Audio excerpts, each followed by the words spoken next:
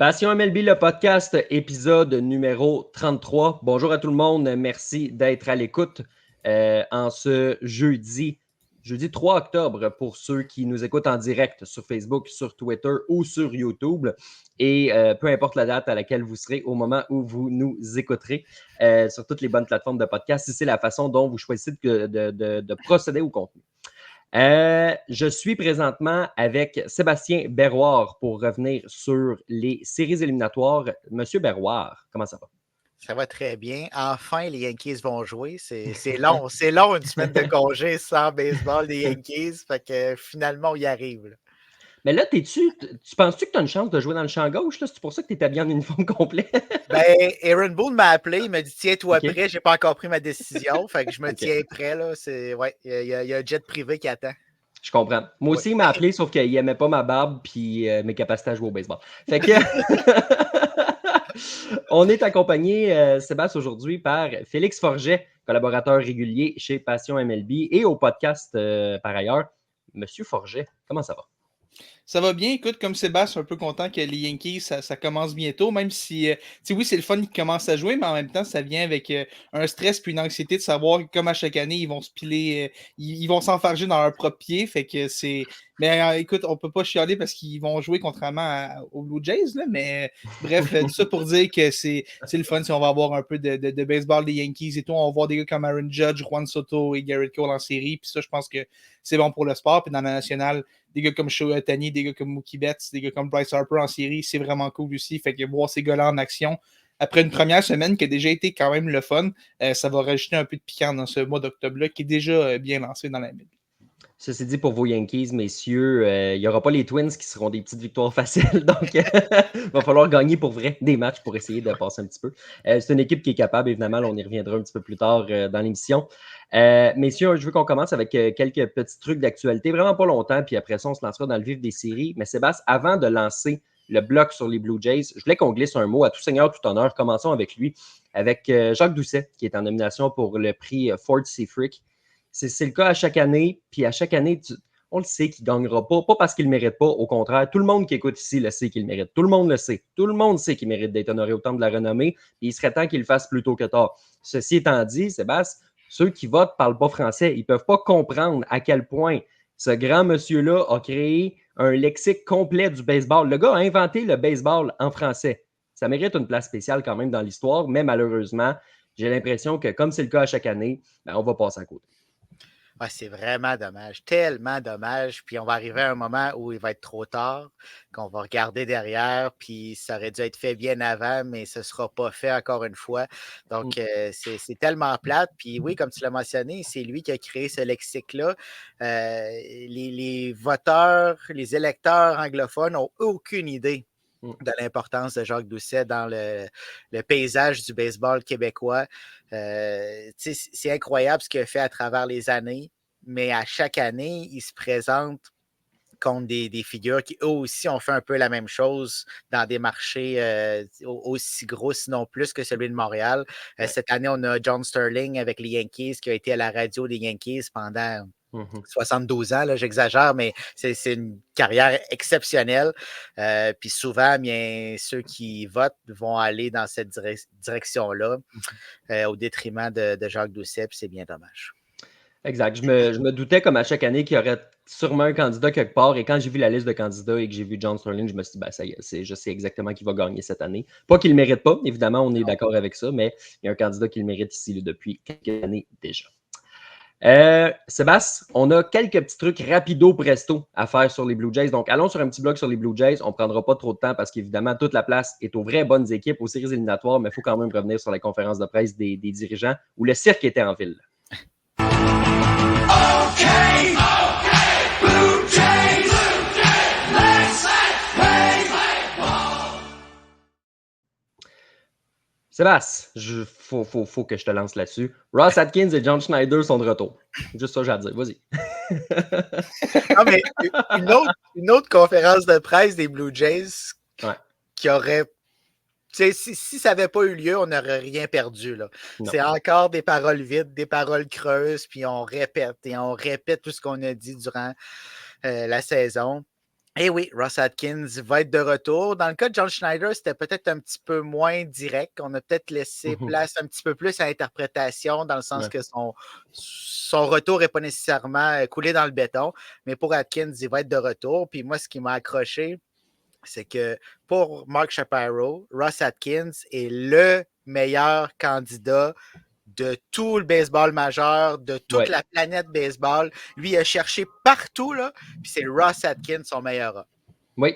Je pense qu'il n'a pas regardé juste son bras droit, James Click. Juste là, j'ai un nom. Mais en tout cas, ça, c'est peut-être nous. Mais tu sais, Félix, là, dans cette conférence-là, ça a été le festival du nos partisans méritent mieux. Puis on ne s'attendait pas à ça. Et c'est une grosse vilaine déception. Puis ça a été le festival du cliché comme ça qui a été sorti. Et là, à un moment donné, on questionne le président sur Vladimir Guerrero Jr. On lui dit, est-ce que c'est un joueur générationnel? Puis c'est un joueur générationnel, pas forcément, mais en même temps, peut-être qu'il pourrait le devenir, je ne sais pas. Je comprends qu'il y a un aspect de négociation, puis que tu ne veux pas dire au gars contre qui tu négocies, tu es un des meilleurs joueurs de la Ligue. Je comprends cet aspect-là. Ceci étant dit, moi, je suis Vladimir Guerrero Jr., j'écoute ça, puis je me dis, boy, je signe-tu ici, moi?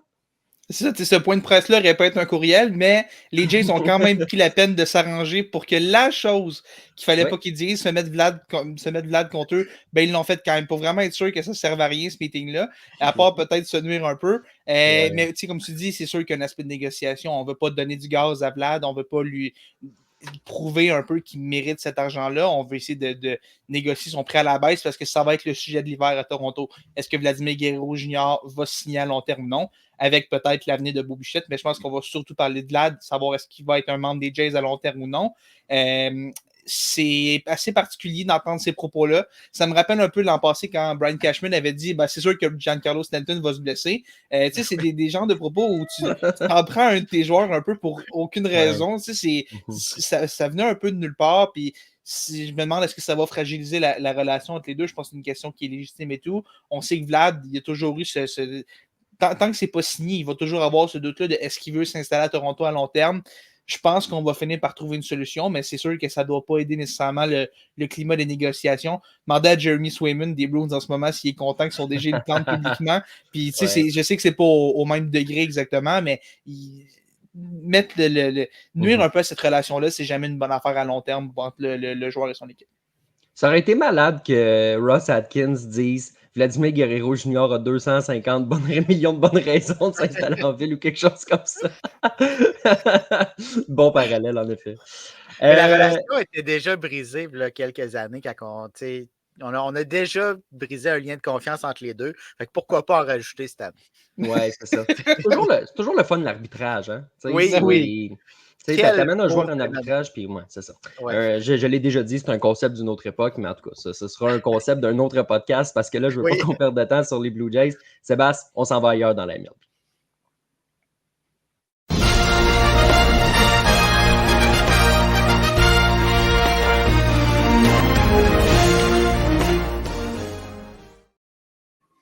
Messieurs, 2 sujets express. Après ça, on rentre dans le cœur du sujet des séries éliminatoires. Félix, on parlait de déclarations bizarres de Shapiro et de Atkins. J'en ai trouvé une meilleure. Le proprio des Diamondbacks qui dit de Jordan Montgomery, c'est la pire signature qu'on a faite. Ça a gâché notre saison. C'est de ma faute. C'était pas dans le plan. Je l'ai imposé. C'était vraiment pas bon. Il a été pourri. Il nous a coûté une place en série. Les 3 dernières, je les ai rachetées. Les premières étaient vraies. Mais c'est tout dans le même esprit. Là, on s'entend. Et finalement, qui dit... Il y a une option de joueur, il va la prendre parce qu'il n'y a personne qui va y offrir autant. J'espère qu'il ne la prendra pas parce que je ne veux pas la revoir ici. Et boy! Et on va voir s'il est à l'argent, Montgomery, parce que s'il revient là-dedans, là. Parle-moi d'une belle façon de faire sentir un joueur apprécié dans son équipe. Dire que c'est un pourri qui a gâché la saison. Tout, un bon climat de travail et tout. Écoute, plus sérieusement, c'est dommage, mais il n'y a pas tout à fait tort de dire ça parce que Jordan Montgomery a été épouvantable cette saison. Puis on l'a vu, les Diamondbacks qui étaient encore en vie lundi après que la saison régulière soit terminée un peu. Puis finalement, ont été éliminés à cause d'un programme double qui s'est terminé en une victoire de chaque côté pour les Braves et les Mets. Puis tu te dis, si Jordan Montgomery avait été juste un peu meilleur, s'il avait gagné un seul de ses départs de plus, on aurait peut-être pu s'en sortir en Arizona. Fait que sur le fond, il n'y a pas complètement tort, mais c'est le genre de choses que tu ne dis pas publiquement. es un joueur autonome qui regarde ça, tu te dis, est-ce que j'ai vraiment envie d'être le prochain à signer un gros contrat puis me faire renvoyer en dessous de l'autobus dans un an quand je vais avoir une saison difficile? T'sais, on sait que Jordan Montgomery, ça a été difficile de signer un peu plus tard que prévu avec toute la saga Scott Boras et tout. Ça a ruiné un peu sa saison, un peu comme ça avait ruiné le début de saison de Blake Snell et de Matt Chapman, si ça avait été un petit peu compliqué en début de saison. Tu regardes ça, tu te dis, je comprends pourquoi il a dit ça, parce qu'il n'y a pas tort, mais tu peux pas te permettre de dire ça d'un joueur que tu viens de signer, surtout quand l'autonomie s'en vient. Et les Diamondbacks, on a des attentes envers ce noyau-là. Et si tu vas aller chercher du renfort, bonne chance pour convaincre quelqu'un de signer après avoir tenu des propos de même dans les médias. Fait que finalement, Jordan Montgomery a coûté une série mondiale en 2023 aux Diamondbacks puis une place en série au même club en 2024. All right. Il va être de retour en 2025 avec son contrat de 25 millions. Ouais, c'est ça. Ça va être un releveur cher payé. Sébastien, les Cardinals qui vont embaucher Chaim Bloom dans 1 an pour être président des opérations. Nolan Arenado qui risque d'être sur son départ parce que les Cards veulent libérer de l'argent pour se concentrer sur le développement des joueurs parce que, évidemment, on ne peut pas faire les deux en même temps.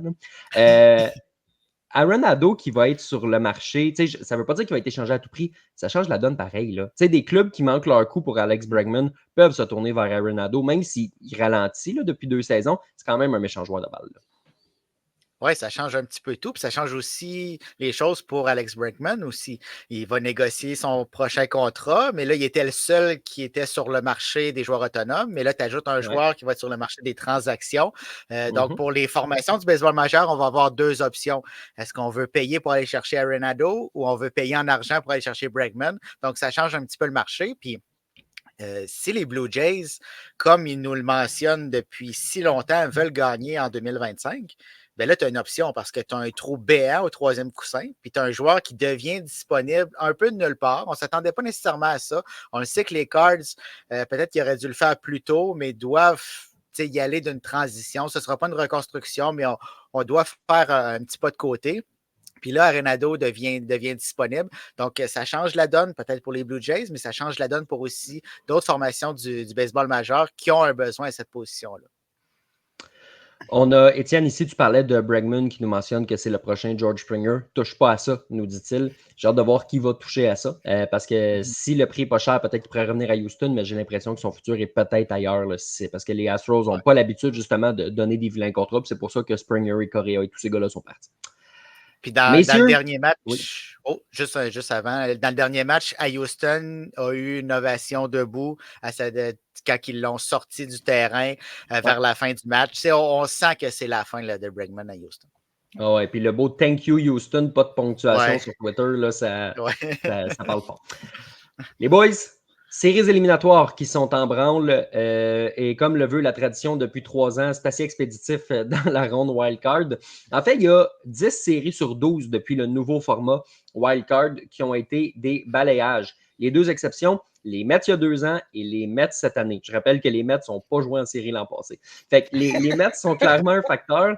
On reviendra évidemment sur ces Mets-là. Là, au moment où on enregistre, on est jeudi là, à 20h15 maintenant. Donc, terminons par cette série-là pour se donner le plus de chances de voir le match qui sera rendu où. Je veux qu'on commence du côté de l'américaine. Messieurs, le format que je veux utiliser, c'est de parler d'une série et d'après de voir le gagnant, le match-up. Donc, complétons une partie du tableau complètement et passons à la prochaine par la suite. Les Royals de Kansas City et les Orioles de Baltimore, Félix, se sont disputés une série qui a été aussi expéditive que défensive. Là. Ça n'a pas été le festival du coup de circuit, ça n'a pas été le festival du point produit. En fait, même pour les Royals, je dirais que ça a été le festival du coureur laissé sur les sentiers. Il y avait un gros manque d'opportunisme de la part des 2 formations, en fait. Malgré tout, les Royals qui ont trouvé le moyen d'en gagner 2 de suite. C'est assez particulier quand même parce que quand tu regardes l'équipe des Orioles, tu te dis cette équipe-là a un super bel alignement de frappeurs, mais au monticule, c'est extrêmement difficile à part Corbin Burns. Et finalement, les lanceurs n'ont pas du tout été un problème pour les Orioles, mais malheureusement, l'alignement de frappeurs a juste oublié comment frapper. Ça a été une catastrophe à ce niveau-là pour les Orioles qui se pensaient peut-être un peu gros trop vite. T'sais, on sait que dans leur tête, c'était déjà la nouvelle saveur dans la liste de l'américaine. Finalement, on trouvait leur homme du côté de Kansas City, Bobby Witt Jr. et toute cette équipe-là qui vont passer au prochain tour. Cole Reagans, qui a vraiment été une vedette dans cette série-là pour les Royals. Quel lanceur à Kansas City. Et vraiment, les Royals qui ont peut-être pas l'équipe de vedettes que les Orioles ont, dans le sens où on a des Gunnar Anderson, Adley Rutschman et tout. Les Royals ont pas mal Bobby Witt et quelques amis. Salvador Perez qui est peut-être plus en fin de carrière et des Vinny Pasquantino qui peut aider, mais c'est pas une équipe qui a autant de gros noms dans l'alignement de frappeurs, mais qui est vraiment efficace, ça fonctionne, on l'a vu. Ça va prendre plus d'offensive, par exemple, au prochain tour, parce que là, on s'en est sorti contre les Orioles parce que l'autre équipe a oublié comment frapper. Mais c'est les gros méchants Yankees de l'autre côté qui ont Juan Soto, Aaron Judge. Il y a beaucoup plus de force offensive qu'on va affronter au prochain tour. Il va falloir que les gros canons offensifs en donnent plus à Kansas City. Belle victoire, on survit à cette première ronde-là, mais maintenant, ça va en prendre un petit peu plus parce que la compétition va juste augmenter à partir de maintenant. Sébastien, je veux qu'on revienne sur les Orioles de 2024. Ça s'est très bien passé en avril, bien passé en mai, correct en juin. Puis écoute, je vais trouver des adjectifs pour réduire à chaque fois à quel point ça s'est moins bien passé. Jusqu'à, écoute, je vais utiliser le terme de Jean-Michel pour Adley Rutschman, je vais l'appliquer aux Orioles. La fin de saison a été catastrophique à Baltimore. On était de moins en moins bons. Évidemment, il y a eu beaucoup de blessés, mais quelle équipe n'a pas de blessés? Ils n'ont peut-être eu un petit peu plus que les autres, mais quand même, il manquait clairement de ressources sur le monticule. Rutschman ne s'est pas présenté. Gunnar Anderson, on lui donnait quasiment le MVP en juin. Il va avoir des votes de MVP. Ça n'a pas été le MVP de l'Américaine cette année en vertu de sa deuxième moitié de saison. Ça a été dur à Baltimore qui, mine de rien, avec ce cœur-là, se fait balayer pour une deuxième année de suite. Oui, exact. Au mois d'août, ça a été ordinaire. Au mois de septembre, ça a été catastrophique pour les Orioles. Ouais. On n'était pas capable d'aller chercher des victoires. On n'était pas capable de marquer des points. Ça s'est poursuivi lors des séries éliminatoires. Même chose pour les Royals. C'était catastrophique aussi en septembre. On a été capable de juste aller un petit peu plus que les Orioles offensivement pour remporter cette série-là. Mais du côté de Baltimore, là, on a des questions à se poser parce que oui, on avait des blessés, mais avec l'attaque qu'on a présentement, les joueurs, sur papier, on n'est pas supposé avoir ce genre. On va avoir une baisse de régime dans une saison, mais ça a duré beaucoup trop longtemps. Puis là, on nous dit qu'on ramène le gérant Brendan Hyde, qui pour moi n'est pas l'homme de la situation, mais n'a pas été capable de trouver de solution en fin de saison. Puis c'est au gérant, c'est à l'équipe d'entraîneurs de trouver des solutions quand ça ne va pas bien. On ne l'a pas fait. Puis c'est pas comme si on n'avait pas les bons pions pour négocier cette saison-là. Offensivement, là, des Gunnar Anderson, Adley Rutschman, Cedric Mullins, Anthony Santander, qui a connu une saison exceptionnelle, mais qui, lui aussi, au même moment que tout le monde, a tombé dans une léthargie. Il y a quelque chose qui s'est passé. Est-ce que c'est à l'interne? Est-ce que c'est seulement technique? Je ne le sais pas. Mais si on reproduit ce scénario-là l'an prochain pour les Orioles, mais on s'attendait à ce qu'il soit là pendant des années, la fenêtre pourrait se refermer très rapidement. Félix, les Orioles, s'ils voulaient avoir une chance, on se doutait que ce scénario-là allait peut-être arriver en série parce qu'on voyait à la fin de saison. On ne pensait peut-être pas que ce serait aussi catastrophique que ça durant les deux matchs, mais ça a été difficile sur le monticule toute l'année. Il y a eu une certitude ou à peu près, c'est Corbin Burnes. Les Orioles devaient gagner le départ de Corbin Burnes comparé aux Royals que oui, idéalement, tu gagnes le départ de Cole Reagans, mais ils ont plus de profondeur dans cette rotation-là. Ils ont un meilleur enclos, donc il y avait un petit peu plus de ressources. Les Orioles se devaient de gagner ce premier départ-là du match numéro 1. Puis on va se le dire, Félix, c'est pas de la faute de Corbin Burnes s'ils n'ont pas été capables d'aller chercher le W. Là. Ça, c'est une des défaites les moins méritées de l'histoire des séries. Là. Non, il a été extrêmement dominant. Puis je pense que tu regardes Corbin Burnes lancer, puis tu te dis, tu sais, les Orioles qui ont tellement de derniers au monticule, Corbin Burnes, c'est peut-être le dernier de leurs soucis, va devenir joueur autonome cet hiver.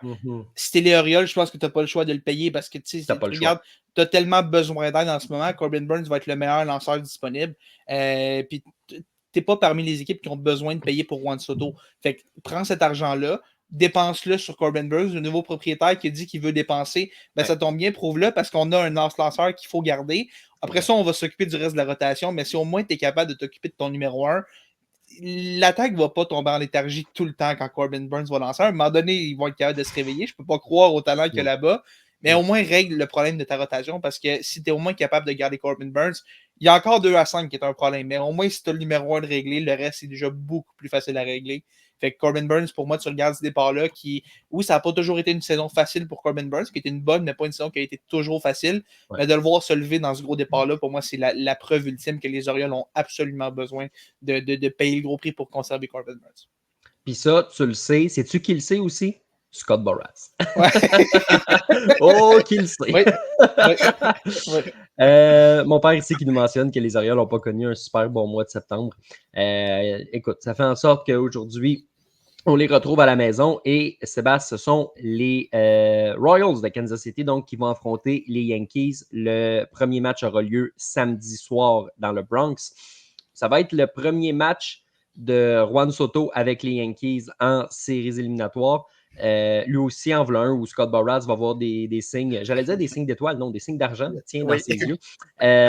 J'ai hâte de voir comment il va se comporter parce que lui et Aaron Judge n'auront pas le choix de se lever. On l'a vu durant la saison.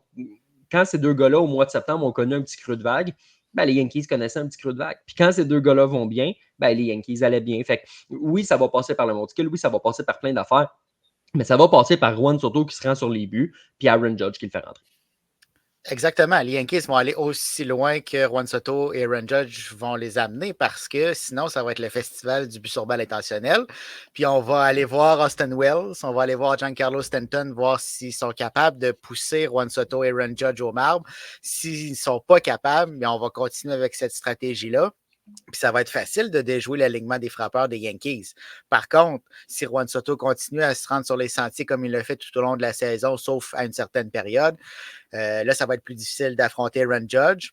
Si le reste de l'alignement continue à frapper, que Gleyber Torres, lui aussi, comme premier frappeur, se rend sur les buts, là, ça va être plus difficile pour les Warriors qui n'ont pas nécessairement une grosse attaque. Donc, on ne peut pas donner beaucoup de points, même si la rotation partante est excellente. Ça va mettre beaucoup de pression sur la rotation et l'enclos de relève par la suite. Félix, tu fais jouer qui dans le champ gauche? Je pense pas que tu peux garder Alex Verdugo. Je pense qu'à un moment donné, il faut que ça arrête. Il faut que ça arrête de toujours se faire mal avec Verdugo. Mais en même temps, Jason Dominguez dans le champ gauche, c'est pas un succès jusqu'à maintenant. Défensivement, c'est extrêmement laborieux. Je dis pas que Verdugo est un garderé, loin de là. Mais en même temps, est-ce que tu dis le petit bonus d'attaque, parce que Dominguez peut te coûter des matchs. Est-ce que le bonus d'attaque vaut le plus que Dominguez va te coûter en défensive? C'est une question qui va se poser. Je pense honnêtement qu'Aaron Boone ne le sait pas en ce moment. Je pense qu'il hésite encore entre les deux. Je pense pas qu'il a pris une décision. Je m'attends à voir Verdugo. Je pense qu'on va faire confiance à Verdugo. Je pense que Dominguez va avoir ses opportunités. Je pense que comme frappeur suppléant, en fin de match, devient une option qui a beaucoup plus d'allure. Ce qui pourrait arriver, pour moi, c'est que tu amènes Dominguez en fin de match et peut-être que là, tu tasses Aaron Judge dans la droite, Juan Soto dans la gauche. C'est pas idéal, puis je sais pas si les Yankees oseraient faire ça. Mais si tu veux diminuer les dangers de Dominguez en défensive, parce qu'au mois d'octobre, ça peut arriver. Il y a un petit peu plus de pression. Puis déjà que c'était pas facile en fin du mois de septembre, quand les matchs ne voulaient pas dire grand-chose. Là, alors qu'il y a beaucoup de pression, je me demande à quel point c'est un risque de faire jouer Dominguez dans la gauche. Pour moi, Verdugo va avoir le gros des manches au champ gauche. Je dis pas que c'est une bonne chose, mais je dis que je pense que c'est ça qui va arriver pour les Yankees pendant cette série. Moi, je pense pas qu'ils vont le tasser dans le centre. On s'entend que ce serait la chose à faire. Dominguez est excellent au centre, il n'est pas capable de prendre des bonnes routes dans la gauche. Idéalement, tu aurais tout le monde dans leur champ régulier, mais les Yankees, ils ne veulent pas envoyer Soto dans la gauche. Le plan toute l'année a été construit pour que Juan Soto soit évité soit éloigné du champ gauche. Je pense pas que ça va se faire, mais Sébastien, on est conscient que ce serait la chose à faire. Puis je pense que là, on se projette, mais l'an prochain, si Juan Soto revient, à un moment donné, ils vont dire, tu as signé à long terme, là, il va falloir que tu apprennes à jouer dans le gauche ici. Mais pour les séries immédiatement, je pense qu'ils n'auront pas le choix de se dire c'est soit Verdugo ou soit Dominguez dans la gauche. Oui, ce ne sera pas cette année, ça c'est sûr et certain. Il aurait fallu le faire plus tôt dans la saison. Puis moi aussi, j'ai l'impression que ça va être Verdugo qui va être là dans la gauche. Aaron Boone a lancé quelques petits indices durant la semaine. A dit que Dominguez n'était pas nécessairement à l'aise dans la gauche, que c'est un jeune joueur. On connaît notre Aaron Boone national. Là, quand il commence à parler de la sorte, c'est qu'on tend vers une décision. Puis ça risque d'être le vétéran. Aaron Boone qui aime tellement ses vétérans qu'il va les protéger jusqu'à la mort. Donc, je pense qu'il va y aller de la sorte.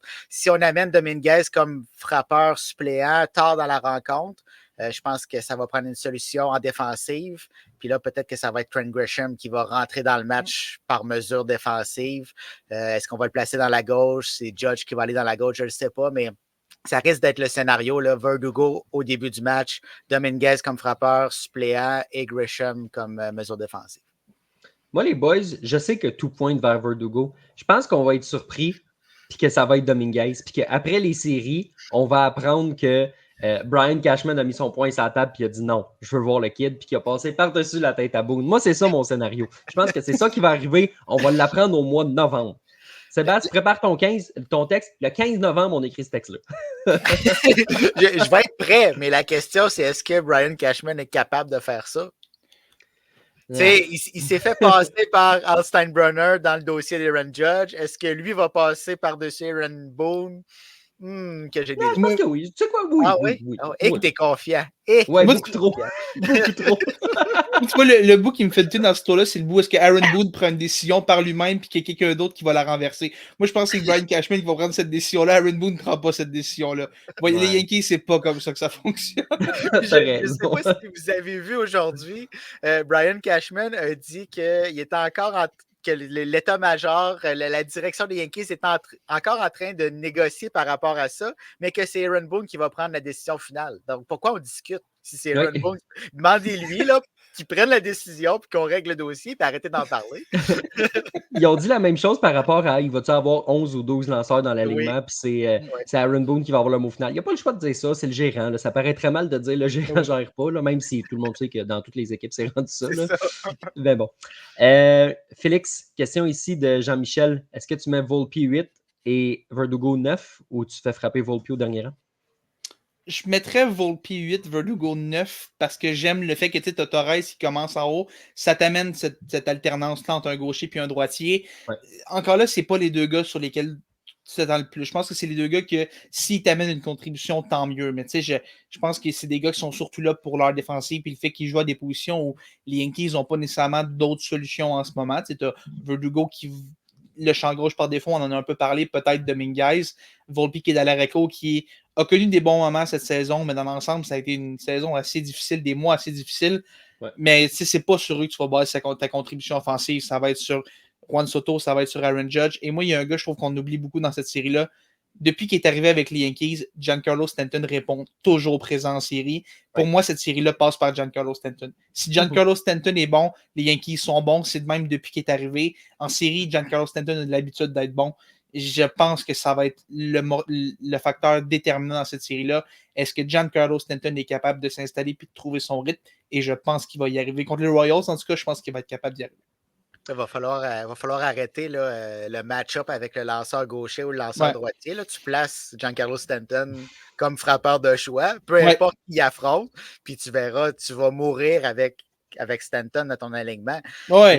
Puis moi, mon autre question, c'est qui joue au premier? Est-ce qu'on met Oswaldo Cabrera? Est-ce qu'on met Ben Rice? Est-ce que DJ LeMahieu va être capable de revenir? Pour moi, même s'il est en mesure de revenir, il ne doit pas être là, mais qui on place au premier but? Je pense que c'est Ben Rice. Je pense que c'est Ben Rice. Peut-être quand tu affrontes un Cole Reagan, c'était mieux avoir un Oswaldo Cabrera pour avoir cet avantage-là d'avoir le frappeur ambidex contre le gaucher, pas avoir le Ben Rice le gaucher contre un lanceur gaucher. Mais je m'attends à ce que Ben Rice soit là. Puis écoute, ça n'en prenait pas plus aux fans des Yankees de voir Ben Rice taper un circuit contre Garrett Cole dans un petit match intra-équipe avec aucune importance. Les Yankees sont sauvés. Ben Rice va venir sauver l'équipe. Ça n'en prenait pas plus. Fait que je pense que Ben Rice va avoir cette opportunité-là au premier coussin, parce qu'Anthony Rizzo, ça semble assez improbable de le voir dans cette série. Ben moi, je vais te tourner le flip. Tu dis que le script, tu dis que c'est bon parce que Ben Rice a frappé un circuit. Moi, je vais te dire que c'est une catastrophe parce que Garrett Cole a accordé un circuit. Et ça se mêle très bien avec la question de Jean-Michel ici, qui nous souligne, de ne pas oublier Austin Wells dans cette série-là. Surtout, Félix, est-ce que Garrett Cole va être bon comme il doit l'être? Parce que c'est la première année où on a des doutes à New York. Les autres années, Garrett Cole. Là, évidemment, il y a eu la blessure. Ça s'est mieux passé en fin de saison par la force des choses parce qu'il a pris son air d'aller. Mais clairement, c'est un gars qui n'a pas été en santé toute la saison. Donc, pour la première fois, la saison qui est à New York, la question doit se poser. Est-ce que Garrett Cole va être bon comme il doit l'être? Je pense que c'est une question qui est légitime de se poser, mais ses statistiques cette saison sont vraiment influencées par son début de saison qui était horrible parce qu'à partir de la deuxième moitié de sa saison, là, à partir du mois d'août, mois de septembre, Garrett Cole est redevenu le Garrett Cole qu'on connaît. Un vrai lanceur dominant, un vrai numéro 1. Pour moi, en ce moment, c'est pas vraiment un problème à New York. Et surtout, ce qui est rassurant, c'est que derrière lui, on a finalement les partants. Garrett Cole n'est plus seul dans cette rotation-là. Carlos Rodon a une belle année. Je pense que Clark Schmidt va lancer le match numéro 3. Et si ça ne marche pas, on a Louis Hill qui peut lancer aussi. On a des options si Garrett Cole, ça ne fonctionne pas ou quoi que ce soit. Oui, il y a des doutes cette année par rapport aux années précédentes, mais je pense que ce n'est pas un problème en ce moment pour les Yankees. dans le pire des cas, si c'est un épouvantable départ au match numéro 1, tu fais lancer Louis Steele au match 4, puis tu renvoies Rodon au match 5. Mais je pense que Garrett Cole va lancer 2 fois dans cette série-là, si ça se rend en 4, évidemment, et que c'est pas vraiment un problème pour les Yankees en ce moment.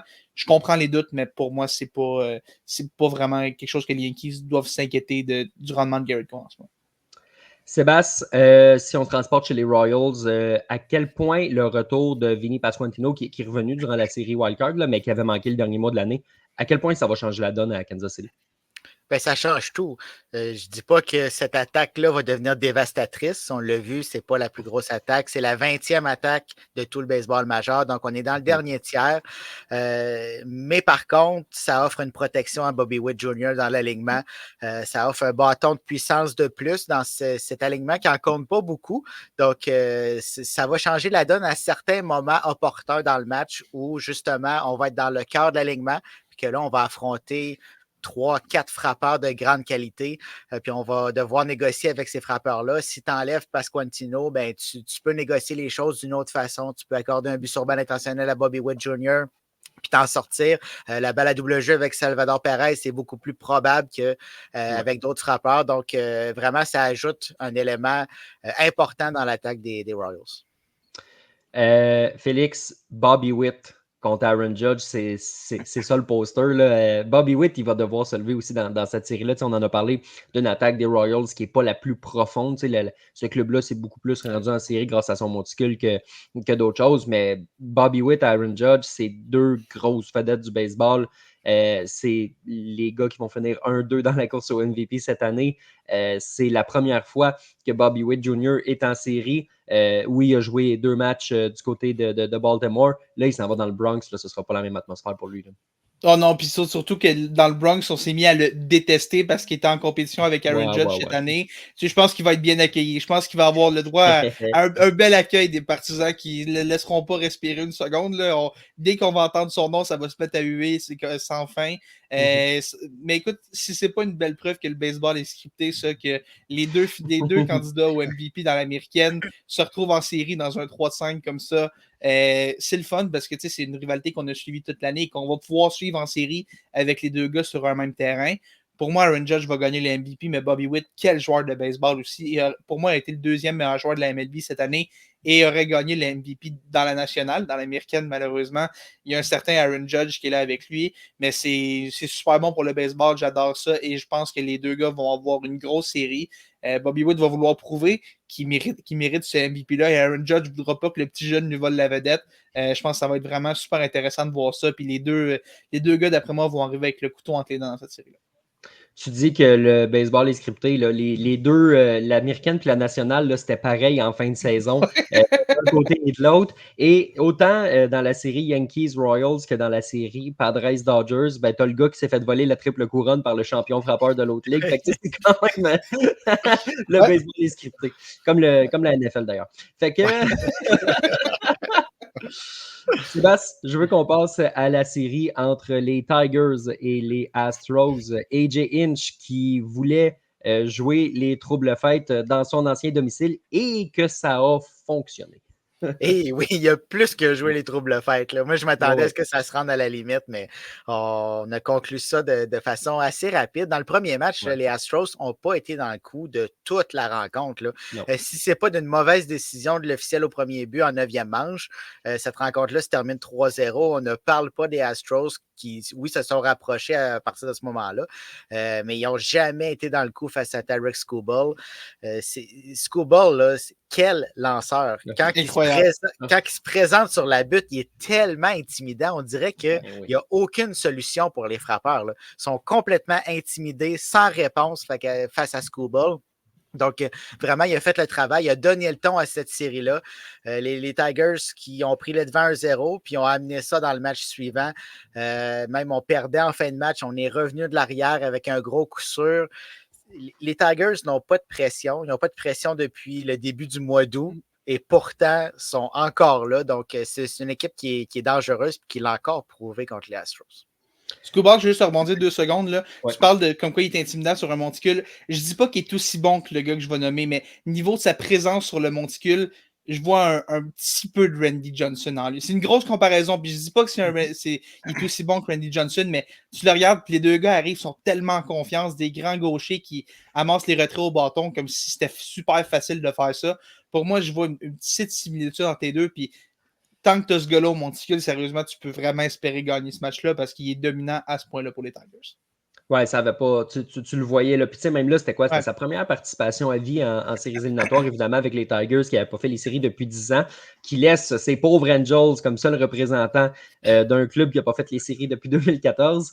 Et là, il nous sort ce genre de performance-là. Au grand plaisir de mon père, qui aime bien visiblement ce que les Tigers ont accompli là, depuis le milieu du mois d'août.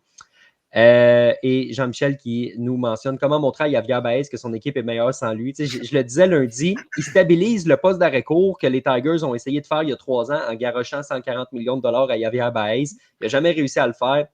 Sa saison est terminée. On amène Trey Sweeney, ancien premier choix des Yankees, puis ça fonctionne super bien, puis il réussit à accomplir ce genre de performance-là.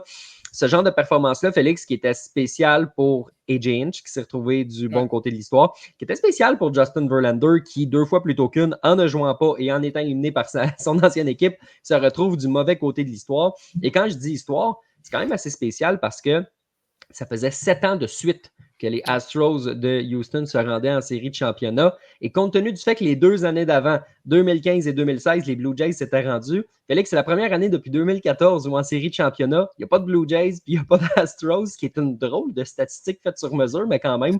Et on met fin à ce règne-là, mais bon, le vrai règne, on s'entend, c'est 7 ans pour les Astros de Houston. Je ne sais pas si c'est le fait qu'on avait juste une moins bonne équipe, qu'on était plus fatigué, qu'on a, je sais pas, on manquait de gaz à la fin de la saison. Qu'on mais pouvait c'est pas la fin tricher. qu'on ne pouvait pas tricher, évidemment. Évidemment, on va le dire. Qui fait en sorte que bon, cette séquence-là, finalement, se termine. Moi, j'aimais la qualifier, cette série-là, de équipe Cendrillon versus vilain garçon. Puis clairement, les vilains garçons sont partis.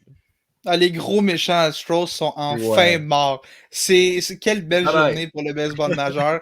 Enfin fini le règne de terreur. Tu sais, tu parlais comme quoi c'était l'équipe un peu sous-estimée, les Tigers de Détroit. On parle quand même d'une équipe dont la masse salariale était plus petite que le salaire de Josh Hader, qui a accordé le coup sûr victorieux. Ouais, tu regardes ça, tu te dis c'est assez incroyable de voir ce que ces Tigers-là sont capables de faire. Pour moi, il me rappelle un peu les Diamondbacks de l'an passé, dans le sens où c'est une équipe qui arrive un peu sans attente. Puis, l'année passée, c'était les Answerbacks. Cette année, c'est les Gritty Tigers qui s'appellent. Puis, c'est cette attitude-là de on lâche pas, puis on n'a rien à perdre, puis on est fatigant, on lâche jamais. Puis, ce qui est assez impressionnant des Tigers, oui, tu as Riley Green, mais sinon, c'est vraiment pas un alignement qui fait peur. Mais malgré ça, tu as toujours un gars qui, au bon moment, va se lever. Des noms qu'on ne connaît pas. Et sérieusement, c'est tout le temps un nom, tu te dis, mais c'est qui ce gars-là? Andy Bagnez, je ne connaissais pas ce gars-là il y a un mois. Puis il vient de frapper un coup sûr contre Josh Hader pour éliminer les Astros. Tu sais, c'est ce genre d'équipe-là, puis l'équipe du destin un peu, puis je ne sais pas si on va être capable de continuer sur cette lignée-là, mais d'avoir un Tariq Skubal, comme on en parlait, puis d'avoir cet alignement-là qui y croit, cette mentalité-là, KJ Hinch fait un excellent travail pour installer en ses joueurs. Bravo aux Tigers, et je me demande, est-ce que c'est pas le début de la fin pour les Astros? C'est là, on parlait d'Alex Bregman qui va quitter, Justin Verlander qui pourrait être sur son départ, peut-être qu'il va prendre sa retraite, je pense pas, mais je pense qu'il va revenir pour un an encore, mais la retraite est possible, il est quand même assez vieux maintenant. Tranquillement, pas vite, ça va se compliquer pour les Astros. Là, à un moment donné, une dynastie, ça finit par payer le prix. On le voit l'a vu dans les dernières années du sport. Est-ce que le temps des Astros est enfin terminé? C'est pas moi qui va m'en plaindre, mais c'est peut-être le temps de se dire que le temps des Astros est peut-être révolu.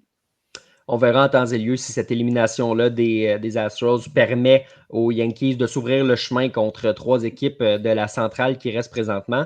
Et là, Sébastien, on s'en va vers un duel entre Détroit et Cleveland, qui est clairement pas le duel le plus sexy des séries de division, mais qui peut quand même en être un bon. Moi, j'ai hâte de voir le match-up des gérants, parce que je pense que ça a le potentiel d'être un des plus spéciaux de toute la gang.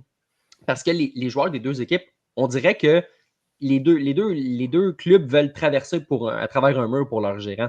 Tu regardes Steven Vogt qui vient d'arriver, c'est sa première année comme gérant. Il y a 2 ans, il jouait à Oakland. C'est quand même assez fou. Puis, tu vois qu'en fin de saison, là, quand il était tellement ému en conférence de presse, puis que Seguin l'a fier de lui, puis qu'il a créé une ambiance de famille, AJ Hinch, là, les vidéos, pour ceux qui les ont pas vues, les 2 vidéos où on a sabré le champagne à Détroit, quand on s'est qualifié en série et quand on a balayé les Astros. Quand on s'est qualifié en série, tu as AJ Hinch qui dit, rappelez-vous, au milieu de la saison, je vous ai demandé ce que vous vouliez faire. Commence à brasser sa bouteille de champagne puis dit, j'imagine que vous vouliez être une équipe de série. Paf! Part le champagne. Durant la série contre les Astros, un peu le même concept, il reprend sa même idée en disant, je sais pas c'est la faute de qui commence à brasser son champagne, mais il y a quelqu'un qui a laissé les Tigers prendre leur air d'aller. Pouf, sable le champagne. Moi, ces 2 vidéos-là, je les trouve complètement malades. Puis j'ai hâte de voir pour ça 2 gérants qui ont l'air super appréciés de leurs équipes. Ça va avoir l'air de quoi? Parce que, évidemment, là, c'est bien beau vouloir jouer pour le gérant. On sait quand même que tu peux faire des erreurs en séries éliminatoires. On sait qu'AJ Hinch, avec son historique, il n'en fait pas beaucoup des erreurs en séries éliminatoires. Il a eu un bon parcours avec les Astros, fait visiblement du bon travail à Détroit. Steven Vogt, aucune idée de quoi il a l'air en série parce que ça va être son premier match. Non, exactement. C'est peut-être là que ça va jouer. J'ai absolument rien contre Vogt qui a fait un travail extraordinaire cette saison avec Cleveland. Mais quand vient le temps de prendre des décisions dans un moment important où toute la pression est sur le gérant, je vais me ranger du côté des AJ Hinch qui appuie toujours ou presque sur les bons boutons, qui semble prendre plaisir à jouer avec ses releveurs gauchers, droitiers. C'est sûr qu'il y a quand même les mains pleines. On a plusieurs gauchers à Détroit et capable de jouer avec ça, mais il fait de la bonne façon. Donc, quand va venir le temps, tard dans les matchs, de prendre des décisions, bien, l'avantage probablement va aller à AJ Hinch. Puis Félix, tu mentionnais tantôt que les Tigers, on n'a pas de joueurs spectaculaires, mais il y a toujours un joueur qui sort un petit peu de nulle part, mais ça part d'en haut. C'est AJ Hinch qui a instauré cette culture-là que tout le monde peut contribuer au succès de l'équipe. Puis c'est ça qui les a amenés là. Je ne dis pas que les Tigers vont remporter cette série-là, mais AJ Hinch va donner une chance aux Tigers au moins de se battre jusqu'à la fin contre les Guardians. Puis tu disais justement le gérant qui peut donner confiance. Ça n'a pas fonctionné, mais d'amener Jackson Jobe dans le match numéro 2, en 7e manche, finalement, bon, ça n'a pas très bien fonctionné pour le jeune homme qui est le plus gros espoir sur le monticule du baseball majeur. Il y avait 4 manches de travail depuis la fin de la saison. Il avait été rappelé durant la dernière semaine. Ben, écoute, si ça avait fonctionné, on aurait pratiquement canonisé le gérant des Tigers parce qu'on aurait dit, ben écoute, il s'est trouvé un releveur puis ça a bien fonctionné puis blablabli. Mais moi, j'ai l'impression que malgré tout, il peut avoir quand même donné confiance à son gars, dire, j'ai pas eu peur de te mettre dans une situation comme ça. Tu vas pas marcher là, c'est pas grave. On peut pas frapper pour 1000. La prochaine fois, ça va peut-être fonctionner si je te replace. Fait il a montré qu'il avait confiance en son staff. Ça, peut-être aussi que ça peut faire la différence. Surtout, Félix, dans l'optique où écoute, je regarde ici là, Jean-Michel qui nous mentionne face au pitching des Guardians, là, ça va être très, très, très difficile pour les Tigers. Il va falloir que les Tigers donnent tout ce qu'ils ont sur le monticule parce que pour accoter le personnel de lanceur, surtout le personnel de releveur des Guardians, surtout Emmanuel Classé, là, on ne se le cachera pas, mais le personnel de releveur en général, là, ça aussi, c'est le festival de ceux qui ont suivi en diagonale peut-être la saison puis qui ne regardaient pas tous les matchs des Guardians. Beaucoup de noms qu'on ne reconnaîtra pas qui vont apparaître sur le monticule à Cleveland. Garanti, ils vont tous faire le travail. Ah oui, hier, j'écrivais le texte qui est sorti aujourd'hui sur le petit avant-goût de cette série-là. Sérieusement, j'ai sorti les noms de l'enclos à Cleveland. Je pense que je connais mon baseball. Il y en a qui m'ont surpris. Hunter Gaddis puis Tim Aaron, c'est pas des noms qui volent la vedette, mais c'est vraiment efficace. Puis, honnêtement, tu regardes le personnel de lanceurs de ces 2 équipes-là, tous les matchs pourraient finir 1-0, ça ne me surprendrait pas. C'est vraiment de la grosse qualité des 2 côtés. Emmanuel Classé qui est le meilleur releveur des majeurs, puis des 2 côtés, on a des très, très bons releveurs quand même. Est-ce que je pense que les Guardians ont plus de talent, mais AJ Hinch a vraiment le flair pour savoir quand utiliser chacun de ses releveurs. Fait que pour moi, ça va s'équivaloir à ce niveau-là. Tariq Skubal, qui est le meilleur lanceur quand même de cette série-là. L'avantage va aux Tigers à ce niveau-là, mais les Guardians qui ont quand même une bonne rotation, ça va prendre des gars comme José Ramirez au bâton qui se lève pour les Guardians. On sait que tout passe par lui. À Détroit, ça va prendre des Riley Green. Il va falloir que la magie des autres joueurs continue aussi. Ça va être une série super intéressante. Probablement pas une série très offensive. Beaucoup moins qu'une série entre les Royals contre les Yankees, par exemple, parce que là, on a des Judge, des Soto, des Bobby Witt. On n'a pas nécessairement autant de talent offensif dans cette série-là entre les Guardians et les Tigers, mais ça va être une série qui va être extrêmement intéressante. juste au niveau de la gestion du personnel de lanceur des deux côtés. On l'a vu dans cette série-là des Tigers. AJ Hinch qui dit premier match, ça va être Terry Scobard. Deuxième match, j'ai aucune idée comment je vais gérer ça. Ça va être le chaos. Puis je pense que ça va être ça un peu pour les deux équipes dans cette série-là. Je pense qu'on va rapiécer on va avoir des matchs d'enclos, on va avoir des releveurs qui lancent des 3 manches. Ça va être un peu le chaos, mais ça va être vraiment intéressant à surveiller. Et c'est là qu'un gars comme AJ Hinch peut faire la différence parce que ça va être une série où est-ce que les gérants vont vraiment avoir une grosse importance sur l'issue du match.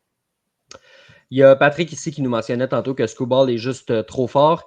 Il dit j'ai lu 2 départs dans la prochaine série. Est-ce que ça se peut dans un 3-5? C'est possible. Si Scoball lance le match numéro 2 qui va avoir lieu lundi, si on se rend jusqu'au match numéro 5 samedi, il est capable de lancer sur un 4 jours comme ça. Donc, c'est vraiment pas impossible qu'on voit Scoball. Puis, tu sais, si les Tigers font face à l'élimination, ça s'est déjà vu, là, des gars qui viennent lancer en relève une manche ou 2, même si ça fait juste 2 jours qu'ils ont lancé ou quoi que ce soit. Donc, non, sous-estimons pas à quel point les Tigers peuvent utiliser Tarik Scoball.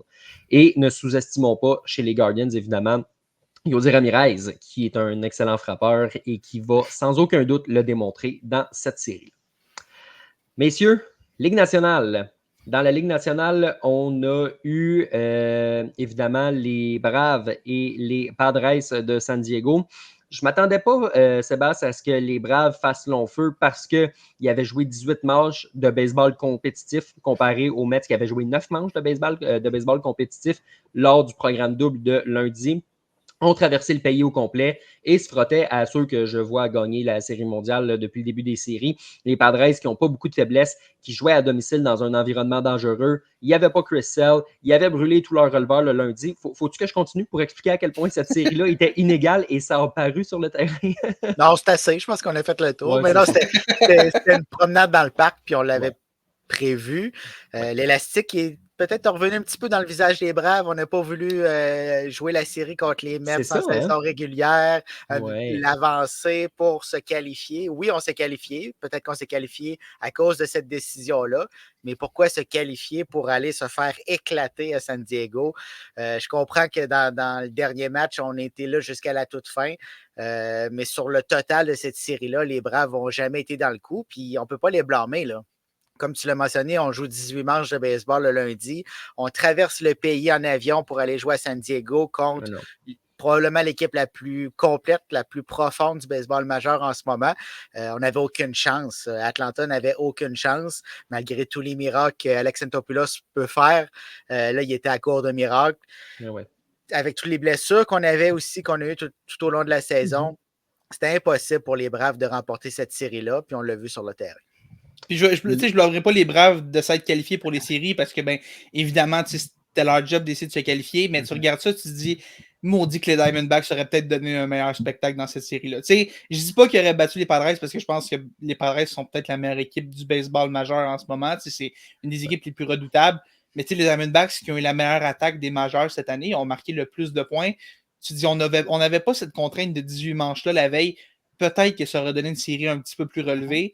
Mais encore là, bravo aux Braves de s'être qualifiés. Puis c'était une mission impossible pour eux. Mais tu regardes ça, tu te dis, peut-être qu'on aurait eu une meilleure opposition sur les Diamondbacks. L'année passée, on l'a vu, sont capables de faire des grandes choses avec pas grand-chose. Peut-être qu'on aurait pu avoir une série un petit peu plus relevée entre ces deux équipes-là. Mais pour les Braves, c'était presque une mission impossible de battre les Padres, surtout avec aussi peu de temps entre les deux matchs. Les Padres qui se sont pratiquement construits de la profondeur dans cette équipe-là sur le dos de la transaction Juan Soto. On a vu, Félix, Michael King, on en parlait l'an passé, on va l'essayer dans la rotation chez les Yankees. Ça a fonctionné. Les Padres qui disent, si tu veux Juan Soto, ça va absolument me prendre ce gars-là. Les Yankees qui disent, OK. On se demande si c'est un fruit pie ou pas et que c'était pas un fruit pie cette année et que c'était pas un fruit pie lors de ce premier match-là. 12 retraits au bâton pour Michael King. C'est une équipe qui s'en va affronter les Dodgers et qui s'en va affronter les Dodgers les mains pas mal pleines parce que oui, Joe Musgrove s'est blessé lors du match numéro 2, mais on a une meilleure rotation que bien d'autres équipes. On a un enclos qui, écoute, est-ce que j'exagère en disant qu'il se compare un petit peu à celui des Guardians depuis la date limite des transactions? C'est vraiment un personnel de lanceurs qui est très, très, très complet là, qui s'en va à Los Angeles. C'est l'enclos des Guardians, mais avec des noms qu'on connaît. Des Oui. Tanner Scott, des Robert Suarez, des. C'est Tu sais, ça. puis il y en a qui sortent un peu de nulle part qu'on n'attendait pas cette année, mais dans l'ensemble, c'est vraiment un personnel de lanceur qui est de grande qualité. Et Michael King, écoute, je pense qu'il n'y a personne dans le Bronx qui regrette cette transaction-là parce que Juan Soto Non. a changé toute la dynamique. Mais les Padres ne doivent pas regretter non plus parce qu'ils ont peut-être échangé le meilleur joueur dans cette transaction-là. Mais Michael King est tout un lanceur, l'a montré tout au long de cette saison-là. Et moi, je regarde Michael King lancer. Sébastien, tu me diras si tu es d'accord avec moi. Là, ça paraît que ce gars-là a joué avec Corey Kluber. Parce qu'il lance comme Corey Kluber, ça n'a aucun sens. Puis, je me souviens plus qui avait dit ça cette semaine, mais qui dit il ressemble à un Corey Kluber, mais il ressemble à un Corey Kluber meilleur qu'était Corey Kluber. Tu sais, c'est une grosse comparaison et tout, mais il est tellement en confiance au monticule, il est capable d'alterner ses balles à effet. Puis, ça paraît qu'il a joué avec Kluber un an à New York, puis Corey Kluber l'avait pris sous son aile quand les deux jouaient ensemble à New York. Et les deux se ressemblent tellement sur un monticule, ça n'a aucun sens. Puis les Braves de voir ça, puis ils se disaient OK, on se pogne Corey Kluber de 2016, là, ça sort d'où si on n'avait pas prévu ça. Fait que c'est ça. Bravo aux Padres d'avoir identifié ça, puis bravo à Michael King d'avoir été capable de garder ça, de poursuivre justement parce que étant un releveur, en fait, la transition est redevenue partant, puis finalement a été échangé et a contribué dans cette rotation des Padres. Je pense que personne ne s'attendait à le voir nécessairement numéro 1 ou numéro 2 peut-être, mais tu sais, a été un très gros morceau de cette rotation-là, puis on l'a vu dans le premier match de cette série-là contre les Braves. Puis on a le souvenir de Corey Kluber à la fin de sa carrière, mais Kluber a connu une carrière exceptionnelle. Puis là, c'est dans son prime, on dirait que là, c'est le Michael King du prime de Corey Kluber qu'on est en train de voir. Des retraits sur 3 prises à profusion, puis ça a l'air facile. Là. Donc, vraiment, comme tu l'as dit, on ne regrette pas la transaction à New York, mais à San Diego, on a bien fait les choses. Puis on parle de la rotation sur le bras des Yankees, mais il faut ajouter Kyle Higashioka aussi, qui a frappé une longue balle. J'ai vu un tweet passer que Higashioka avait plus de circuits en série que Vladimir Père et Carl Ripken Jr. Donc, c'est sûr que, bon, on prend ça sur un petit échantillon, mais quand même, ça montre que les joueurs qu'on a eus en retour de Juan Soto, on l'a fait de la bonne façon. On est allé avec la qualité au lieu de la quantité, puis c'est là que ça paye pour les Padres. Ça, c'est comme si les Blue Jays échangeaient Bowden Francis à la fin de l'année. Pareil. All right.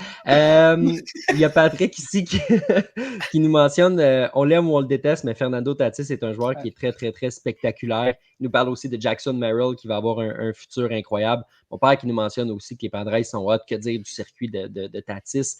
On s'est construit un champ un peu. Un champ d'arrêt-court. C'est une équipe d'arrêt-court, puis leur arrêt-court est tombé, puis c'est pas grave parce qu'il y en a 7 autres. Là.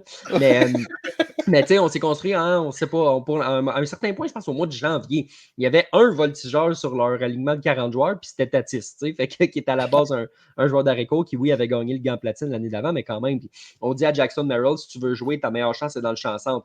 Excellent cette année. On dit à Jurickson Profar, je te donne un contrat d'1 an, remplis les promesses que tout le monde avait en toi il y a 10 ans, puis il a dit d'accord, je vais reculer le cadran, puis je vais jouer comme j'étais supposé jouer en 2014. Puis ça a super bien fonctionné. Tu sais, on dirait que tout fonctionne là-bas, puis c'est cette ambiance-là, Félix, qui s'en va jouer contre les Dodgers de Los Angeles, qui ont moins de profondeur, mais malgré tout, plus de punch en termes de vedettes. Puis c'est pas facile à faire, avoir plus de punch en termes de vedettes que les Padres, qui en ont quand même plusieurs au pied carré. Là. Ah, mais c'est sûr. Mais tu sais, les Dodgers, avoir un Shohei Ohtani, ça aide. Avoir un Mookie Betts, ça aide. Mais tu sais, on l'a dit au début de l'année, c'est la crainte que je pense que tout le monde avait avec les Dodgers. Est où la profondeur de cette équipe-là? C'est beau avoir des Betts, des Freeman, des Ohtani, d'avoir dans la rotation d'avoir un Glasnow ou un Yamamoto, puis d'avoir ce groupe-là, mais est où ta profondeur? Parce que c'est ta profondeur qui te fait gagner des matchs en série.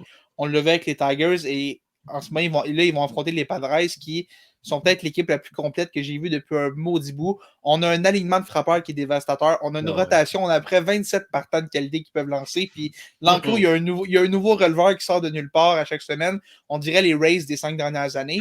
Ça n'a aucun sens à quel point cette équipe-là est complète. Puis je pense que les Padres, oui, il y a ce complexe d'infériorité-là par rapport aux Dodgers dans les dernières années, mais en ce moment, on n'a aucune raison d'avoir peur des Dodgers si on est les Padres parce que cette équipe-là est tellement bonne. Puis oui, les Braves, c'était pas la plus grosse compétition. On s'est bien tiré d'affaire, mais c'était pas la grosse compétition. Là, ça va devenir sérieux, mais je pense que les Padres n'ont pas besoin de s'inquiéter pour ça. Oui, c'est sûr qu'il y a des peut-être des petits points d'interrogation dans le sens, est-ce qu'on va être capable de contenir Ohtani, est-ce qu'on va être capable de contenir Betts et tout le reste de ce groupe-là, mais sérieusement, même si Ohtani fait un peu de dégâts, même si Betts fait un peu de dégâts, on a les ressources pour faire du dégât. Le circuit de Tatis, il y a tellement une ambiance cool à San Diego quand c'est arrivé. Tout le monde a sauté de son siège. Puis eux autres aussi ont cette attitude-là que les fans y croient, puis il y a un beau projet. Puis on joue aussi pour Peter Seidler, le propriétaire qui est malheureusement décédé avant le début de l'année. On s'est rallié un peu autour de ça. Puis j'aime beaucoup ce qu'on construit à San Diego en ce moment. Tu sais, tu as parlé des Padres qui ont à peu près 27 partants. Il y a un gars qu'on n'a pas vu dans cette série-là, Dylan Cease. Puis on va le voir contre les Dodgers. Grosse acquisition en début de saison, on s'en rappellera. Bon, tu sais, les Diamondbacks, pardon. Les Padres qui ont énormément de ressources, Sébastien, plus que les Dodgers sur le monticule, que si on jouait sur la liste des blessés, que je ne parierais pas contre les Dodgers de Los Angeles. Ceci étant dit, on va sortir du pays des licornes, on va se ramener dans la vraie vie.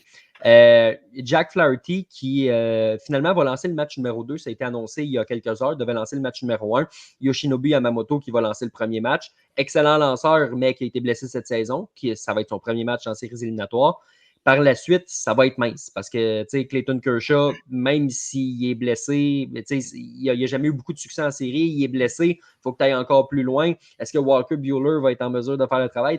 Il commence à avoir des points d'interrogation du côté des Dodgers, des points d'interrogation, Sébastien, qui n'existent pas chez les Padres, ou du moins là, beaucoup plus petits. Là. Non, du tout. Puis dans ton monde de licorne, les Dodgers ont peut-être presque 2 rotations partantes des majeurs. Et là, présentement, ils n'en ont même pas une. Puis oui, on amène Yamamoto, qu'on n'a aucune idée comment il va réagir en série sur le sol nord-américain. On a Walker Buehler qui a été blessé, qui ne faisait pas le travail en début de saison. Est-ce qu'il va le faire? On n'en a aucune idée. Le plus safe, entre guillemets, c'est peut-être Flaherty. Mais il va arriver dans le milieu d'une rotation où est-ce qu'on va avoir perdu le premier match, on va être déjà pratiquement dos au mur, on va avoir toute la pression, alors que du côté des Padres, on a une rotation qui est pactée. Donc, vraiment, qui va lancer? Qui va sortir du lot chez les Dodgers? Dans la rotation, on n'en a aucune idée. Puis là, si on se projette dans l'enclos de relève, parce qu'on va avoir besoin de cet enclos de relève-là, peut-être assez tôt dans les matchs, on ne sait pas trop qui va prendre la pole. Puis on n'a aucune confiance dans les décisions de Dave Roberts sur les releveurs qui vont être amenés dans les matchs. Donc, ça va être très difficile à LA. Puis tu parlais de Yamamoto. La dernière fois qu'on a vu Yamamoto lancer dans un gros match qui est en prime time un peu contre les Padres, ça n'a pas exactement bien fini. C'était son premier départ en tant que membre des Dodgers. Il s'est fait lessiver en première manche quand il était en Asie. C'était épouvantable. Va probablement vouloir faire oublier ce départ-là qui avait été très difficile, surtout une saison où est-ce que les blessures ont été un peu difficiles pour lui. A le potentiel d'être bon dans cette série-là, mais tu l'as dit, c'est mince. Les Padres arrivent derrière. Yu Darvish est peut-être le 6e partant de cette équipe-là en ce moment. Il y a tellement de ressources, puis Yu Darvish serait quoi? Ce serait le 2e, le 3e partant des Dodgers en ce moment. Fait que c'est à ce niveau-là que la profondeur est vraiment, vraiment différente entre les deux équipes. C'est un vieux loup, Yu Darvish. Hein? L'expérience va arriver là sans... Je ne dis pas qu'il n'y aura pas de pression, mais il est capable de gérer cette pression-là. Donc, on est bien entier à San Diego. Ouais. Puis oui, il y a un complexe d'infériorité qui existe entre les Padres et les Dodgers parce qu'à peu près toutes les équipes ont des complexes d'infériorité envers les Dodgers. Mais la série en 2022, c'est qui avait gagné déjà? C'était peut-être les Padres. C'était peut-être les Padres. Fait que moi, je pense... On peut bâtir là-dessus. Si on veut briser ce complexe-là, c'est là que ça se passe. On l'a fait, mais on doit continuer sur cette lancée-là pour mettre la pression sur les Dodgers parce qu'on le sait, les Dodgers ont showé Ohtani jusqu'en 2072 ou presque. Ouais. Donc, on le sait que les Dodgers vont être là pendant plusieurs années. Ils vont être bas jusqu'en 2072. Oui, exactement. Mais on doit remettre la pression sur les Dodgers, la pression qu'on avait à San Diego dans les dernières années. Parce que si on bat les Dodgers, puis que les Dodgers, mettons, juste pour le fun, les Dodgers se font balayer, là, ça va brasser. Là. Ils vont vouloir tout casser là-bas. Là. Encore une fois, de ne pas gagner de match de série ou d'en gagner rien qu'un ou deux ici et là, ça passe pas. Là. Ça fait 2 saisons que ce club-là n'a pas gagné une ronde de série. Donc, non, c'est pas simple. Freddie Freeman aussi qui est amoché physiquement, qui risque de jouer, mais pas à 100%. Miguel Rojas, c'est la même chose. Donc, non, écoute, ça va prendre des Teoscar puis des Will Smith qui vont se lever, mais encore là, ça va prendre comme pas mal plus que ça. Ça serait le temps que tu ressortes ton bobblehead de Dave Roberts. C'est le moment. Oui.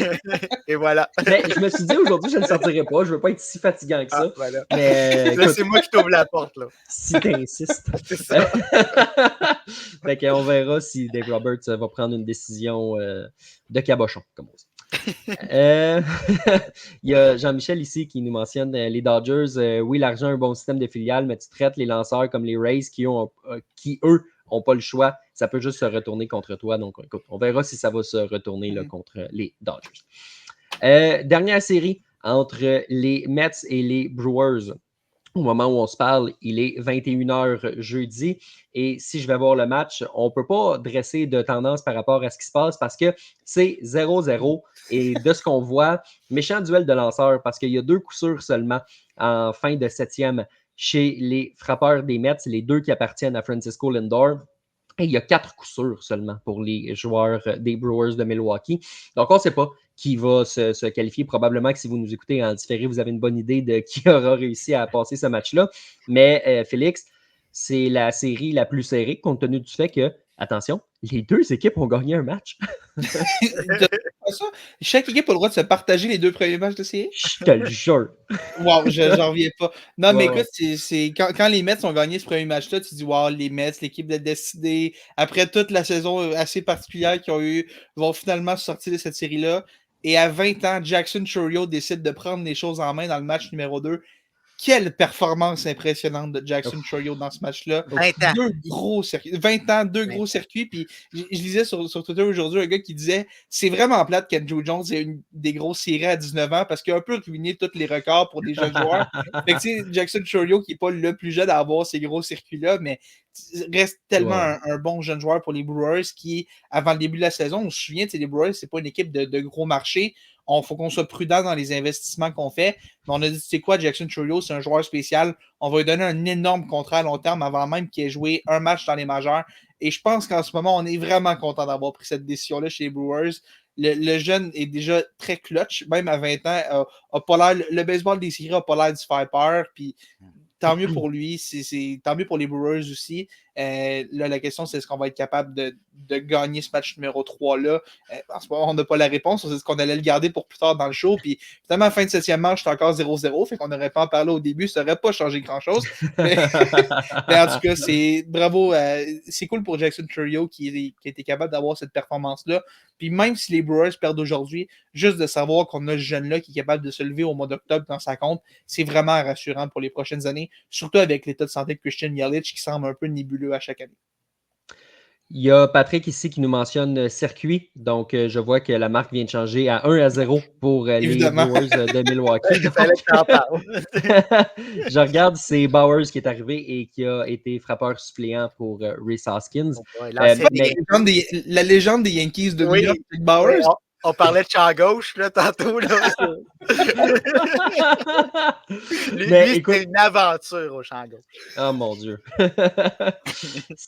Écoute, ça vient un peu à ce que j'allais te lancer, Sébastien. J'allais dire alignement quand même profond offensivement chez les Brewers qui ont plusieurs ressources, ça paraît bien, mais tu sais, tu regardes, tu sais, oui, il y a Gary Sanchez. Oui, c'est ça.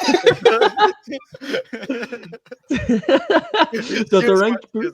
C'est bien correct. T'as Torrent qui peut frapper premier ou 9e, mais tu sais, on a parlé de Chourio. T'as Contreras qui se développe en tant que receveur de franchise là, pour cette organisation-là. T'as Adamez qui est là, du moins pour cette saison.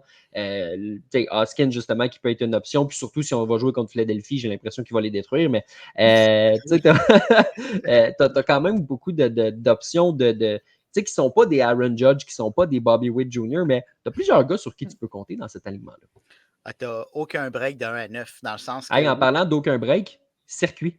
D'accord? Oui, 2 circuits de suite, c'est 2-0 Milwaukee. Là, ça ne peut pas être Jack Bowers, par exemple. Non, Sal Frelick.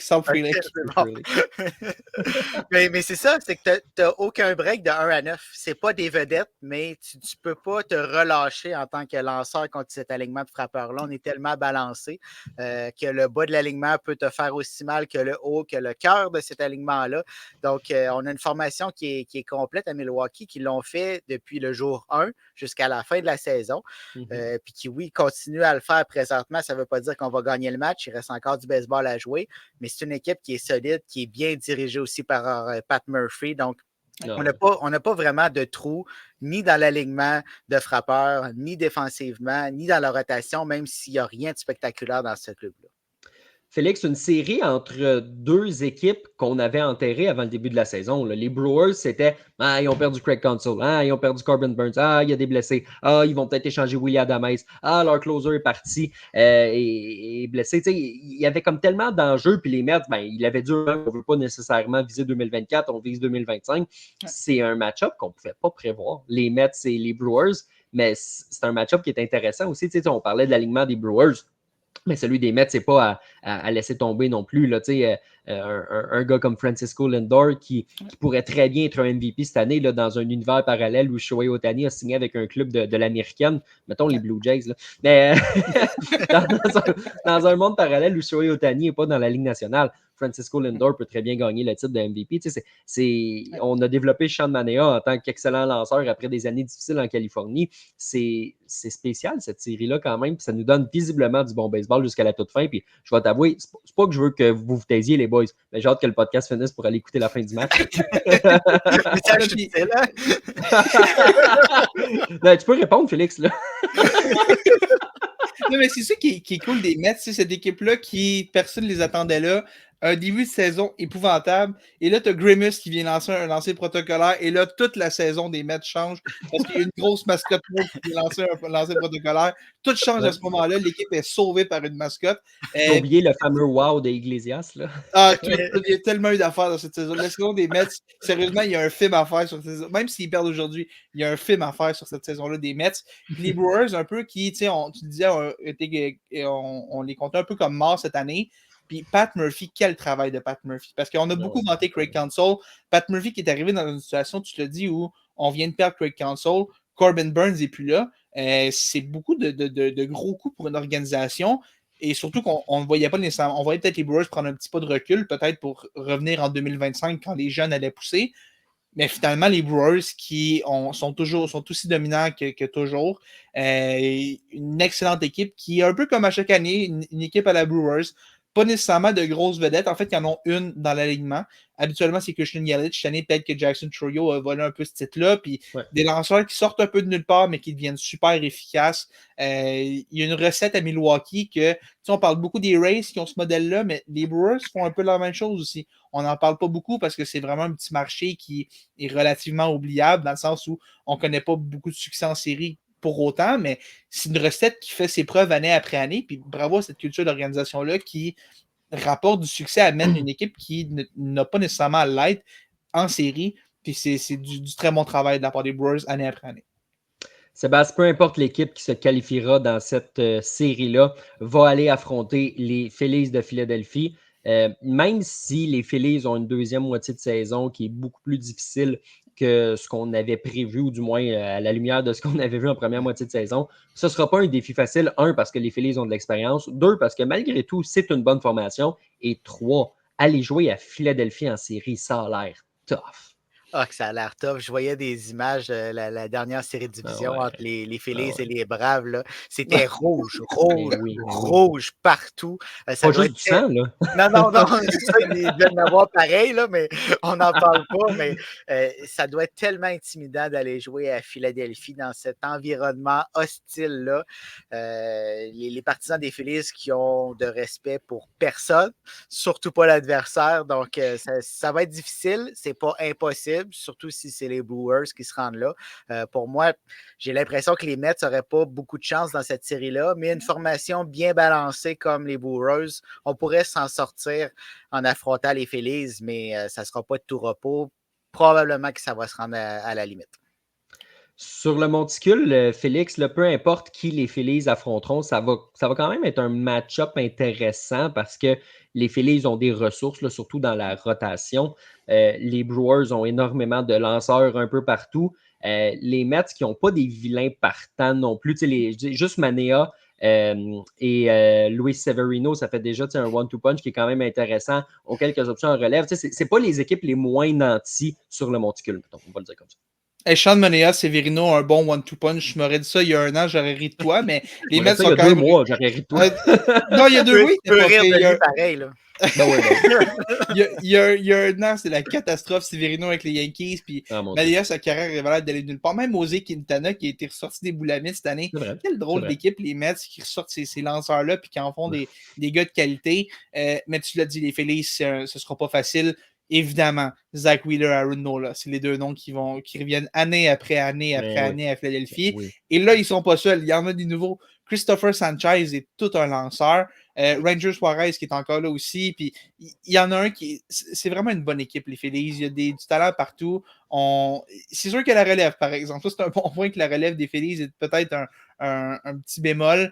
Mais à chaque année, j'ai l'impression qu'on a ce problème-là avec les Phillies. José Alvarado se ramasse à lancer 3 manches à chaque match. J'ai l'impression que c'est un classique qui revient année après année, ça. Mais on a des ressources quand même à Philadelphie. Est-ce qu'on va être capable de bien naviguer ça? Rob Thompson va avoir une grosse job à faire à ce niveau-là. Parce que Sébastien, tu l'as dit, si c'est les Brewers, on peut te faire mal de 1 à 9. Puis si c'est les Mets, des gars comme Francisco Lindor et Alonso, et ça peut faire mal à tout moment. Fait que ça va être une grosse job pour Rob Thompson de devoir gérer cet enclos-là, naviguer contre des alignements qui vont être assez redoutables. Sébastien, peu importe l'adversaire qui croisera le chemin des Phillies de Philadelphie, il y en a un qui va falloir qu'il en donne un petit peu plus. C'est un gros nom là-bas, n'a pas connu une fin de saison. Il joue maintenant au premier coussin pour les Phillies. Bryce Harper, j'ai pas de doute parce que c'est un gars qui aime la pression, c'est un gars qui aime les séries. Il va avoir un moment, Bryce Harper, où est-ce qu'on va faire « Ah ouais, ça c'est Bryce ». Mais il va falloir qu'il le fasse parce que dans les dernières semaines, ça a été plus difficile à ce niveau-là. Mais comme je te dis, j'ai pas de doute que ça va arriver en série parce qu'il aime trop ça. Là. Il est trop bon. C'est pas s'il va le faire, c'est quand il va le faire. Ben oui, ben oui. Ça va arriver que Bryce Harper va sortir le gros coup sûr ou même le gros circuit contre soit les Brewers ou les Mets ou peut-être plus tard en séries éliminatoires. C'est vrai qu'il n'a pas connu une fin de saison à la hauteur de son talent, mais on le connaît, son talent. On le sait qu'il est capable de le faire. On le sait qu'il carbure à cette pression-là. Puis les Phillies vont en avoir besoin au moment opportun. Présentement, il y a d'autres joueurs qui peuvent prendre la relève. On a des partants de qualité, comme tu l'as mentionné, Félix. Donc, ce n'est pas un problème en soi que Bryce Harper ne performe pas, surtout en sachant qu'il va le faire à un moment ou à un autre, mais on va en avoir besoin parce que cette attaque-là est quand même construite autour de Bryce Harper, qui est le meilleur joueur de cette formation-là. Puis souvent, il va trouver le moyen de le faire à domicile, à Philadelphie, avec cette foule hostile-là. Donc, ça crée un moment extraordinaire. Puis le moment Bryce Harper risque d'arriver dans les prochains jours. Moi, ma question, c'est est-ce qu'il y a un joueur qui va prendre une page du livre d'Orlando Arcia puis crier un Attaboy Harper pendant cette série-là? Parce que l'année passée, ça n'avait pas été un franc succès. Est-ce qu'il y a quelqu'un qui va remettre un peu d'huile sur le feu en essayant de craquer Bryce Harper comme ça? Je ne le recommande pas, mais est-ce que quelqu'un va s'essayer quand même? J'ai hâte de voir. Messieurs, juste pour se mettre un petit peu de la pression, on va relire les prédictions qu'on avait pour la série Wildcard, puis je ne le fais pas en sachant que j'ai été quand même relativement bon comparé aux autres années. Là. Mais ça ne peut pas être pire que l'année passée. Fait non. Que non. J'ai déjà deux bonnes réponses. Fait que. Sébastien, tu avais dit les Tigers en 3, ils ont gagné en 2, donc bravo. Tu avais dit les Royals en 2, donc félicitations. Tu avais dit les Padres en 2, donc félicitations. Et tu avais dit les Brewers en 2, donc tu es peut-être à 6 retraits que ça se concrétise parce que là, en fin de 7e, c'est 2-0 et même là, je vois qu'il y a 2 hommes sur les sentiers pour William Contreras. Félix, de ton côté, les Tigers en 3, toi aussi, tu avais sorti les Tigers, donc félicitations. Les Royals en 2, ça s'est bien passé. Les Padres, OK, les boys, vous étiez forts. Moi, je pense que j'ai copié Sébastien. Les Padres en 2, OK, ça s'est bien passé. Et tu as Milwaukee en 3. Tu pourrais avoir 3 réponses parfaites et une bonne réponse. Appelons ça comme ça quand tu n'as pas le nombre de matchs. Donc, j'ai l'air d'un enfant pauvre en ayant mentionné les Astros en 3. Comme d'habitude, sinon... Charles. Non, mais quand ça a on commencé, est habitué avec la passée. J'ai eu les Royals en 2, j'ai eu les Padres en 2 et j'ai les Brewers en 3. Donc, je peux avoir potentiellement 3 bonnes réponses sur 4. Là. C'est quand même pas si pire. Là. C'est un beau retour. C'est une grosse amélioration. C'est une grosse amélioration. Oui. C'est comeback of the year. Oui, je sais pas si vous l'avez peut-être pogné en ondes, mais sur les ondes de BPM, je faisais une chronique avec Stéphane Gonzalez. Puis moi, je disais que je croyais pas du tout aux Orioles et lui, il prenait les Orioles. Et là, Georges Larac, étant Georges Larac, a dit Big, mettez une casquette à l'enjeu. Fait que ultimement, Stéphane Gonzalez m'a donné une casquette. Fait que. Yes, c'était pas un souper, c'était pas ici. Non, c'était juste une casquette. Donc, messieurs, on va évidemment suivre le reste des séries avec grand intérêt, à commencer par la fin de ce match-là. Ce sera congé vendredi pour tout le monde et par la suite, ce sera le début des séries de division. Il y aura 4 matchs lors de la journée de samedi, 2 matchs le dimanche et 2 matchs le lundi là, pour les matchs numéro 2 dans chaque ligue. Avant de finir, on a un commentaire que je me gardais de mon père ici. On a mon père qui nous dit un petit mot sur la fin des expos, 20 ans pile aujourd'hui. On parlait, là, on a commencé avec Jacques Doucet, finissons donc avec les expos. Félix, c'est quand même un triste anniversaire. On dirait que c'est moins gros que le dernier match au stade olympique. Au même titre que les Aces, on a beaucoup parlé du dernier match à domicile. La série sur la route à Seattle, on dirait que le club était parti un petit peu en voyage avec cette équipe-là. Mais les Expos, 20 ans aujourd'hui, c'est un anniversaire qui est triste. Puis ultimement, le club s'en allait à Washington. Ah oui, c'est ça. Je vais t'avouer, je n'étais pas très vieux quand il y a eu le départ des expos et tout, mais c'est quand même très dommage qu'on ait perdu cette équipe-là à Montréal, qui est un grand morceau quand même de l'histoire sportive montréalaise. On avait quand même une équipe des majeurs à Montréal, ce qui est quand même gros. Puis ce qui est dommage, c'est que 20 ans après, on a l'impression qu'on est plus loin que jamais d'un retour des expos à Montréal. C'est très dommage parce qu'il y a eu plusieurs projets, plusieurs gens passionnés qui se sont vraiment impliqués dans le projet. Je pense à des Warren Cromartie, à des Steven Bronfman, des gens hyper passionnés et qui avaient vraiment des bonnes intentions pour ça. Finalement, ça semble un peu difficile à ce niveau-là. J'ai hâte de voir si peut-être qu'il va y avoir un retour miracle de ce projet-là, mais de moins en moins, on sent que c'est de moins en moins probable, puis c'est vraiment dommage, surtout qu'on célèbre ces tristes 20 ans-là depuis le départ des expos. C'est dommage, puis je pense que chaque partisan de baseball montréalais a le cœur qui saigne un petit peu aujourd'hui à cause de ça. Puis, tu sais, je regardais le commentaire ici de Patrick qui nous disait tantôt, c'est tellement beau le baseball d'octobre. Puis, Sébastien, on ne peut pas s'empêcher de penser à se dire, ben écoute, on l'avait, tu sais, à Montréal. Puis, si on avait joué à l'époque où il y avait le meilleur deuxième, ils auraient fait un petit peu plus souvent les séries. Puis, je lisais là, dans la dernière semaine là, des textes de Jean-Nicolas Blanchet là, qui travaille pour Québécois, qui était allé couvrir les derniers matchs à Oakland, puis qui est allé faire un bout à San Francisco, puis qui nous rappelait que il y a eu des rumeurs de déménagement à Tampa, puis il y a eu des rumeurs de déménagement ici et là. Puis, c'est quand on a construit le Candlestick Park que finalement, c'est redevenu comme la grosse franchise que ça devait être. Ça a pris en valeur, ça a pris en argent. Ils ont gagné des séries mondiales. On voyait les images là, un petit peu plus tôt cette année de ce qu'aurait pu être le stade de Montréal, justement, il avait été construit. C'est dur de ne pas se dire qu'est-ce qui serait passé si les expos étaient restés. Là, c'est facile de se dire ça. Là. C'est facile, puis on a tellement manqué de vision à ce moment-là. C'est sûr que c'est facile de le dire aujourd'hui, un petit peu en gérant d'estrade, mais cette franchise-là qui a été vendue 450 millions, qui vaudrait 2 milliards aujourd'hui, on n'a pas été gâtés au niveau des séries éliminatoires à Montréal, mais on aurait pu l'être dans les prochaines saisons si on avait investi. Donc, c'est vraiment triste. Ça a été la fin d'une époque qu'on ne vivra probablement pas. Les marchés aujourd'hui, c'est tellement différent. On est rendu à un autre niveau, on est dans un autre monde. Ça va être très difficile pour une ville comme Montréal d'accueillir un club du baseball majeur. Donc, on a tellement laissé derrière nous. Puis c'est dur de regarder justement derrière puis de voir ces années-là qui ne reviendront probablement jamais. Puis de voir le baseball d'octobre présentement avec des clubs comme les Royals, les Tigers, qui ont des masses salariales minimes et qui se rendent jusqu'en séries éliminatoires, qui se rendent en série de division, qui éliminent les Astros de Houston avec une grosse masse salariale. C'est vraiment triste.